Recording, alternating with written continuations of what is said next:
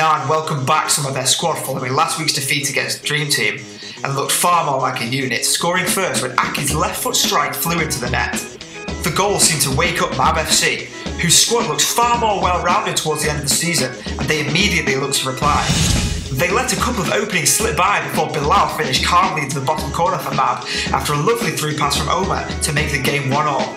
Both teams were focused on attacking and chances were very frequent, but neither team could take the initiative until Amin, who has been one of MAB's most consistent performers all season, popped up with another vital goal for his team, a sweet finish that gave his side a narrow lead going into half-time. Following the restart, Minan missed a host of chances and were punished for their wastefulness by Amin again, who scored his second goal of the day after another lovely assist by midfielder Omar to make the score 3-1. The flow was changed further when Minan scored a second and then pushed hard for the all-important equaliser, and at 3-2, the game could still have gone either way, but MAB wanted the victory that little bit more and punished Minan on the counter-attack to make the game 4-2 and finally safe. Both teams get huge credit for the way in which they played, and MAB could certainly be a force next season if they can add a bit more strength at the back, because they certainly have a lot of options going forward. They moved up to 9 points with this victory.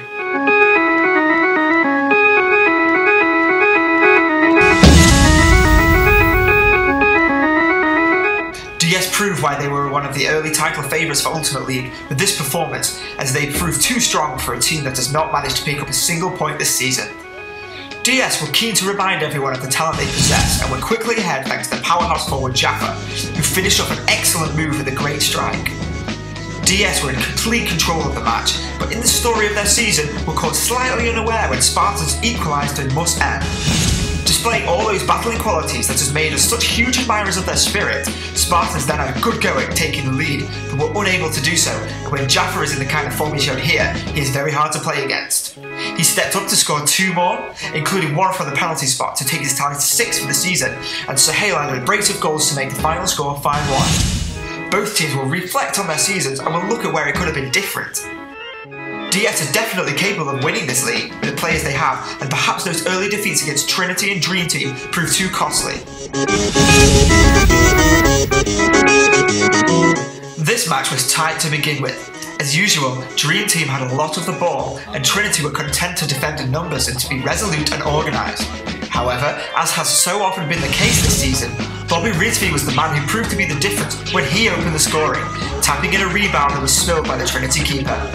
And he then added a second with an absolutely exquisite goal, flicking the ball into the net with the outside of his foot while standing back to goal when he received the ball from Moen. This put Dream Team in the driving seat, but Trinity had shown battling qualities all season, and they again drew on these to find a goal of their own when Shawib's pass was volleyed in by Ralph. Dream Team took the narrow lead into the half-time break and had to thank returning goalkeeper Altik Aklan, who made some fine saves to prevent Trinity from equalising. But the wind was soon knocked out of Trinity's sails when Dream Team scored early in the second half to restore their cushion, and from that point it was one-way traffic. Moen got himself on the score sheet, but Bobby was once again the star of the show, netting a hat-trick to take his tally to 16 for the season.